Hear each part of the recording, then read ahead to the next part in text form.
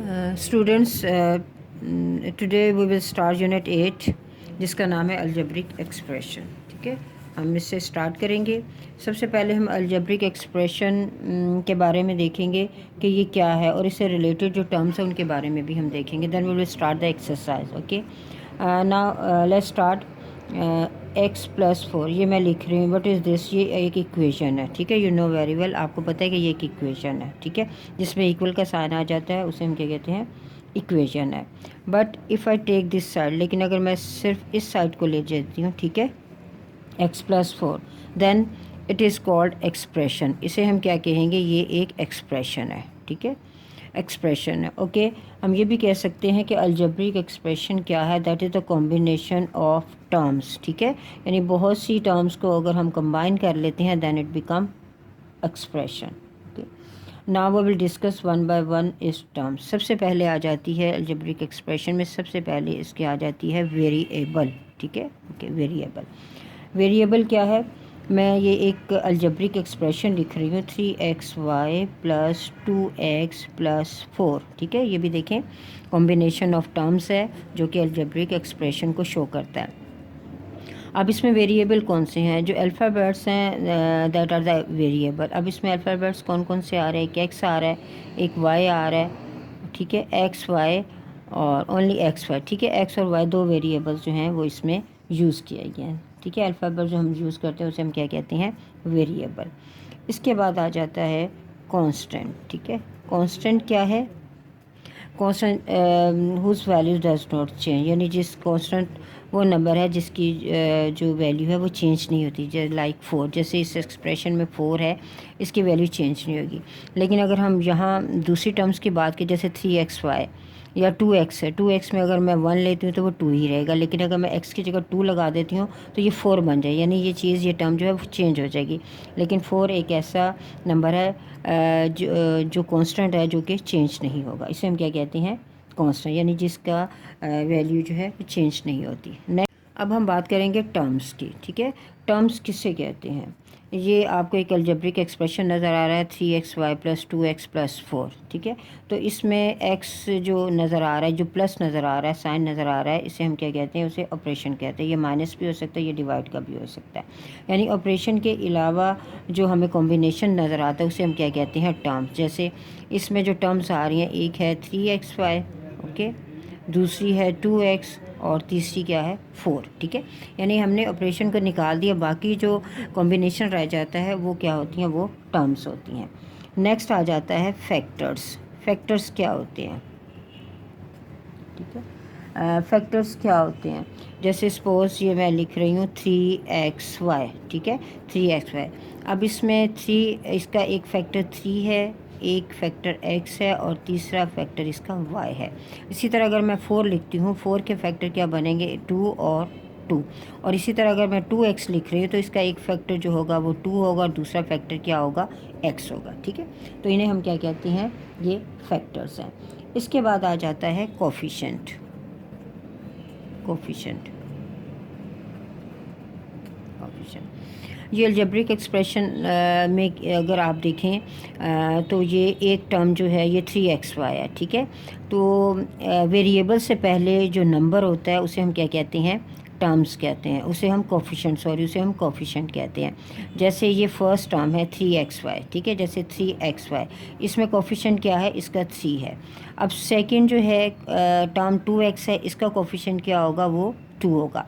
लेकिन ये नंबर जो है ये आपका कांस्टेंट है, क्योंकि इसके साथ वेरिएबल नहीं है। वेरिएबल से पहले जो नंबर होता है उसे हम कोफिशिएंट कहते हैं। ये वेरिएबल इसमें नहीं है, ये जस्ट 4 है और ये क्या है? कांस्टेंट होता है। ठीक है, तो ये था अलजेब्रिक एक्सप्रेशन और इससे रिलेटेड जो टर्म्स थी उसके बारे में मैंने आपको बता दिया। ठीक है, और ये जो साइन होते हैं इन्हें हम ऑपरेशन का नाम देते हैं। अब इसके बाद नेक्स्ट टॉपिक आ जाता है हमारे पास पोलिनोमियल्स। अब हम वो देखेंगे कि पोलिनोमियल्स जो है वो क्या है। इसमें पोली मीन मैनी, ठीक है, बहुत से, और पोलिनोमियल्स मीन पार्ट्स, यानी जिसे हम टर्म्स भी कहते हैं। ठीक है, ये जो पार्ट्स होते हैं इनको हम इसमें अलजेब्रिक एक्सप्रेशन में टर्म्स का नाम देते हैं। यानी एज अ होल पोलिनोमियल का मतलब है मैनी टर्म्स।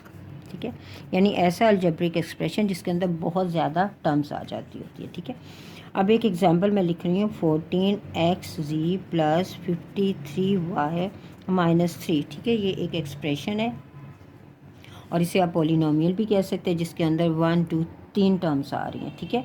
अब इसकी जो पॉलिनोमियल है, इसमें अगर एक सिंगल एक टर्म आती है तो उसे हम क्या कहते हैं, मोनोमियल्स, ठीक है, मोनोमियल्स।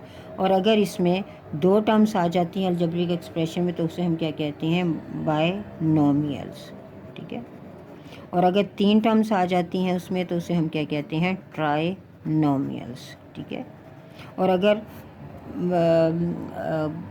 इससे भी ज़्यादा आ जाती है, यानी हायर नंबर ऑफ टर्म्स, यानी इससे भी ज़्यादा अगर टर्म्स आ जाती हैं तो वो हम देखेंगे, ठीक है। मोनोमीन 1, बायोमीन 2 और ट्राइमीन 3, यानी अगर एक उसमें टर्म आ जाती है तो उसे मोनोमियल कहते हैं पॉलिनोमियल को, और अगर दो आ जाती हैं बायोनोमियल, और अगर तीन आ जाती हैं ट्राइनोमियल कहते हैं। जैसे ये 7, ठीक है, 7 क्या है, 7 एक मोनोमियल है, ठीक है। और अगर मैं 4x लिख रही हूँ तो ये भी क्या है, मोनोमियल। अब बाइनोमियल में अगर मैं 4 प्लस x लिख, इसमें दो टर्म्स आ रही हैं तो ये बाइनोमियल है, ठीक है। और ट्राइनोमियल में अगर मैं 3 प्लस a प्लस b, इसमें आपके पास तीन टर्म्स आ रही हैं तो ये पॉलिनोमियल कौन सा है, ट्राइनोमियल है, ठीक है। तो ये तो थी हमारी एक्सरसाइज से स्टार्ट करने से पहले के वो टॉपिक हैं जो कि आपको एक्सरसाइज को सॉल्व करने में बहुत हेल्प करेंगे, ठीक है। Let's start exercise. एक्सरसाइज 8.1 वो हम स्टार्ट कर रहे हैं। क्वेश्चन नंबर 1 है, add the terms to write an algebraic expression. Add the terms to write an, add mean कि आपने इसमें साइन प्लस साइन जो है वो, यानी आपने इन टर्म्स को क्या करना है, आपने इनको ऐड करना है, ठीक है। फर्स्ट क्वेश्चन जो है वो हमारा 2ab, सेकेंड टर्म है 3bc और लास्ट है ca। तो जब हम इसका सोल्यूशन करेंगे तो हम क्या लिखेंगे, 2ab, यानी एक टर्म ये है, इसके दरमियान में हम कौन सा साइन लगाएंगे, ऐड का, ठीक है, प्लस का। 3bc और यहाँ कॉमे की जगह नेक्स्ट भी क्या आ जाएगा, हम ऐड करके प्लस का साइन आ जाएगा, ठीक है। यानी जहाँ कॉमा आपको नज़र आ रहा है वहाँ आपने ऑपरेशन यानी ऐड का यानी प्लस का आपने साइन यूज़ करना है। तो ये था आपका क्वेश्चन नंबर 1 का फर्स्ट पार्ट जो है वो हमने सॉल्व किया। अब इसी तरह हम इसका पार्ट जो है फिफ्थ पार्ट हम सॉल्व कर लेते हैं। -2ab, a minus bc c, इसमें आपके पास चार टर्म्स आपको नज़र आ रही हैं, 2ab, a माइनस bc और c। अब हमने इसमें साइन जो है प्लस यूज़ करना है, ओके। तो स्टार्ट में हमारे पास 2ab है, ये इसी तरह रहेगा। अब यहाँ कॉमा है, यहाँ कौन सा साइन हम यूज़ करेंगे, प्लस, और यहाँ कौन सा साइन, देखें हमारे पास ऑलरेडी एक माइनस साइन है, ठीक है।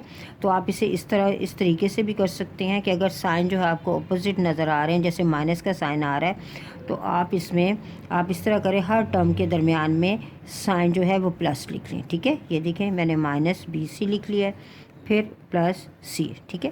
क्योंकि साइन ये अगर साइन आपको चेंज, अगर आपके पास साइन सिर्फ प्लस, यहाँ कोई साइन और नहीं है सिवाय प्लस के, तो आप इजीली प्लस का साइन लगा सकते हैं। लेकिन अगर आपके पास यहाँ माइनस साइन यूज़ हो गया तो फिर आपको जितनी टर्म्स है सबको ब्रैकेट में लिखें और उनके दरमियान में प्लस साइन। अब हम ब्रैकेट ओपन करेंगे तो यहाँ क्या आ जाएगा, -2ab, यहाँ आ जाएगा प्लस a।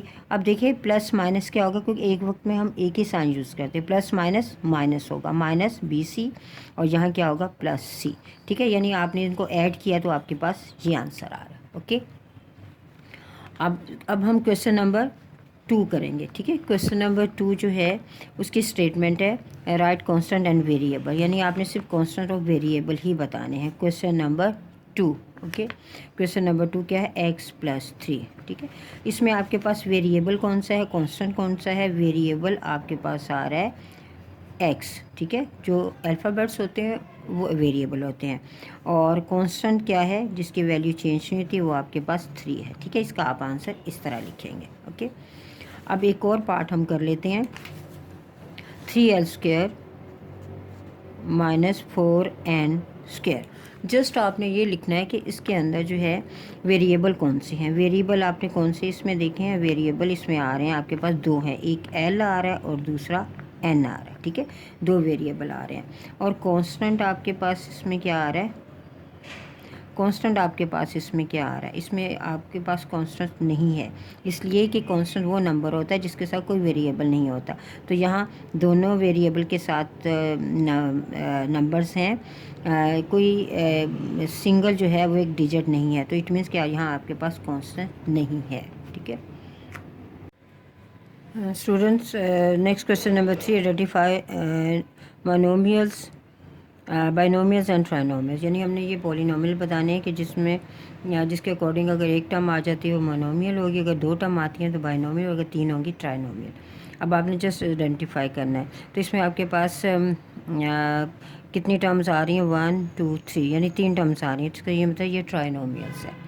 अगर हम इसकी बात करें जस्ट 6l, ठीक है, तो ये एक टर्म है, ठीक है, तो ये क्या है, ये मोनोमियल है। इसी तरह हमारे पास ABC है, ठीक है, तो ये भी हमारे पास जो है एक ही टर्म है, ठीक है, तो ये क्या है, मोनोमियल। इसी तरह आप बाकी की जो क्वेश्चंस हैं इनके आप इजीली आइडेंटिफाई कर सकते हैं ये विच टाइप ऑफ पॉलिनोमियल। ठीक है, तो ये थी हमारी एक्सरसाइज 8.1। स्टूडेंट एक्सरसाइज 8.1 ये आपका ऑब्जेक्टिव है। ओके, तो आपने इसे आप इसे बुक पे भी सॉल्व कर सकते हैं। ठीक है, आप इसे बुक पे सॉल्व कीजिए, इसे आपने एक्सरसाइज को कंप्लीट करना है। ओके, अल्लाह हाफिज़।